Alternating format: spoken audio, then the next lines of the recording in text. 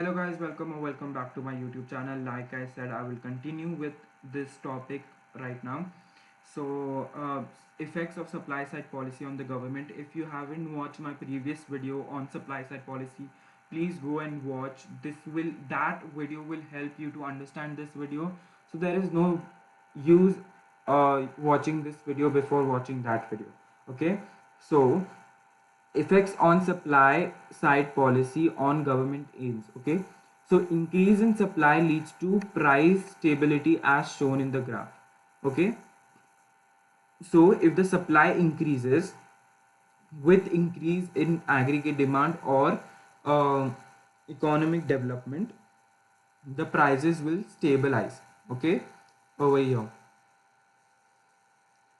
the AD1 cuts the AS1 at the point where the price change is unchanged or the price change is very less. Okay, so I will draw over here. See over here, this price is AD and AS intersection, and over here with a different color I can show that the prices have unchanged or the price change is very less. Okay, this price change is very less. Okay, so that leads to stability of prices. If there was no price stability, oh shit, sorry.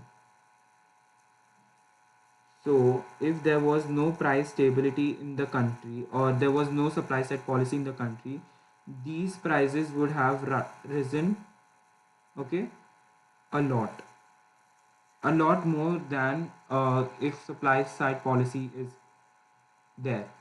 Okay, so that's what I'm saying. Price stability, one of the government aims. Effects in long run non-inflationary economic growth. It can improve economy's BOP by increasing the productive potential. Better quality goods and cheaper rate leads to higher export. BOP is balance of payment. It's an account where imports and exports are kept. Okay, so if balance of payment can improve, that means that economy's products have been exported to other countries. Okay, so if there is productive potential, that better quality and higher quantity is there in the market, higher supply of better quality goods, then people from foreign country will of course ask for the products. So higher exports, this will lead to economic growth. Okay, which is non-inflationary and will improve the economy of course. So next over here we have, as I had drawn on the graph, this is how I wanted to show. Okay, so this change and this change, two different changes. It is better to have a smaller change than a bigger change. Okay, next we have the questions. So we are done with the topic, and if you have any other questions you can email me or you can DM me on Instagram. uh, okay, and this graph, this is real GDP on x-axis and the price level on the y-axis. The AD is the aggregate demand and AS is the aggregate supply. Okay, next we have the questions. There are three questions: 2 marker, 6 marker and an 8 marker. So define privatization. Privatization means moving the firm to the private sector. It increases competition and efficiency. So I've given 2 points. One is over here, okay, and the second one is over here. 2 marks.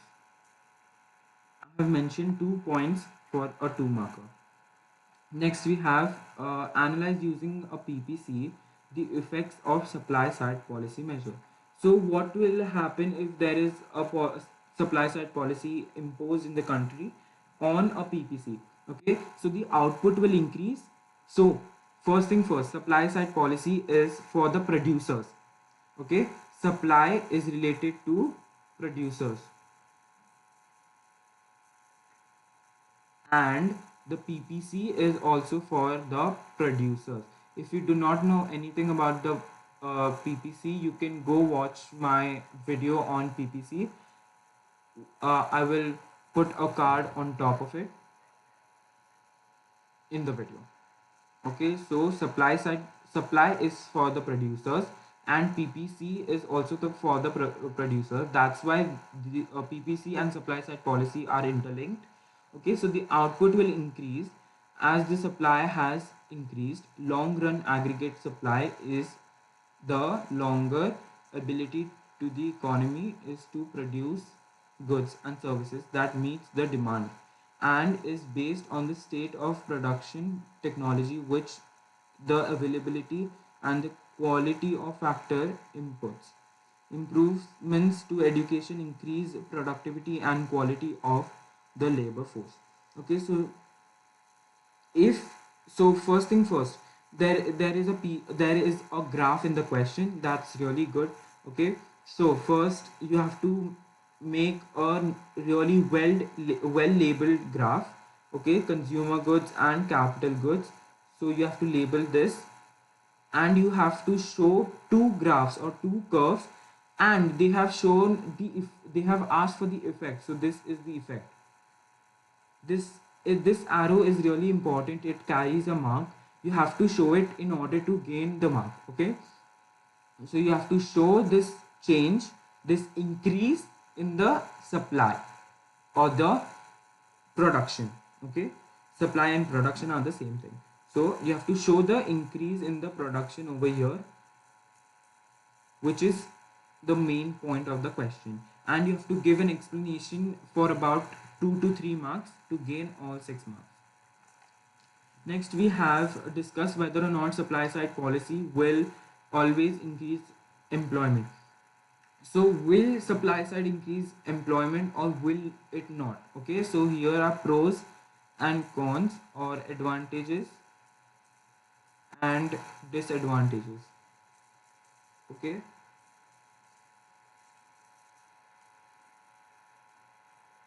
I'm so sorry I cannot write with my mouse on this, so just forgive my handwriting. So uh,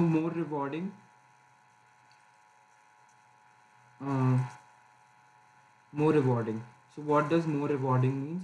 It is more rewarding, so people uh, will get employed more. Like I said, the if the employment benefits reduce, people will want to work to make money. Okay, I have covered this in my previous video. So people will want to make more money out of it in order, uh, yeah, so people will get employed, so this will increase the employment.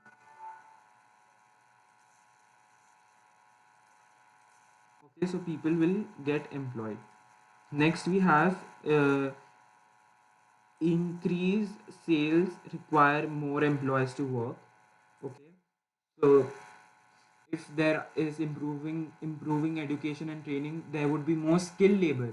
And if you know that firms usually ask for more skilled labor in order to make more sales, so more skilled labor will help increase the sales in the market, and this will lead to more employment of uh, labor.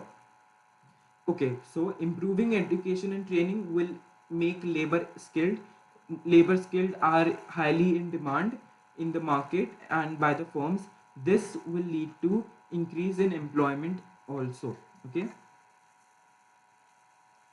so yeah, next we have if there is price stability in the country, people will invest more in projects which can increase the employment.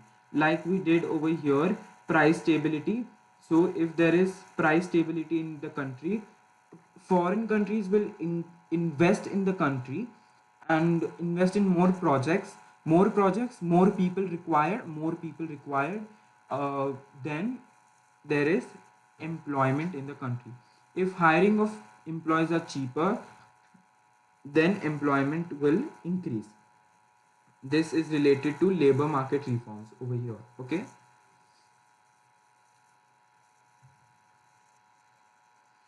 Lower direct tax and higher incentives, like we did, more rewarding.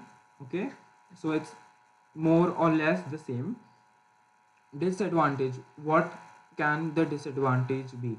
Due to shortage in labor market and low real wage unemployment. Okay, so if there is shortage in the labor market, then supply side policy will not employ more people. Okay, if firing of workers is cheaper, it will increase unemployment. Like we did in labor market reform, firing and hiring of people is easier. If it is easier, people can or the producers can easily fire their employees. Okay, so if they can easily fire their employees, it will increase unemployment. Wrong education will increase unemployment in long run. So if you're having your like, if you're doing your majors, or if you're getting your degrees right now, but in future if they are of no use because you do not meet the criteria that they want, then you will be unemployed. Okay, so it will increase unemployment in the country. Okay, if the supply side policy is up imposed right now, it will lead to unemployment in future or in the long run. If the production increases, the firms will require capital, as the production scale is huge for efficient and quick production. Okay, so if the production increases, the firm will require capital. So if the production is huge, firms are more likely to move from labor intensive to capital intensive production. Okay, so this might lead to unemployment. Okay, because they want to get their production efficient and quick. Okay, might make workers redundant. Privatization. Okay, so in privatization they might move to capital intensive production and make workers redundant. Now you have to combine all of these points in two paragraphs, and you have to write a conclusion out of it. Okay, so um, imposing supply side policy can improve or increase employment in the country, uh, because it promotes price stability in the country. And but it should be for example, education in future or requirements in future should be also considered in present, in order to reduce the drawbacks of supply side policy on employment. So you have to come up with a conclusion to satisfy both sides, or basically more like a solution to the problem. Okay, so thank you very much. You can instagram message me on my id, on and you can also email me, or you can just leave a comment down. If you have any doubts, I can answer it. And yeah, thank you so much. Like, share, subscribe and comment on my channel. It would be really great if you did, because it takes lots of hard work to make a video, a ppt. Okay, and yeah, thank you very very much. Meet you guys in the next video. Okay, bye.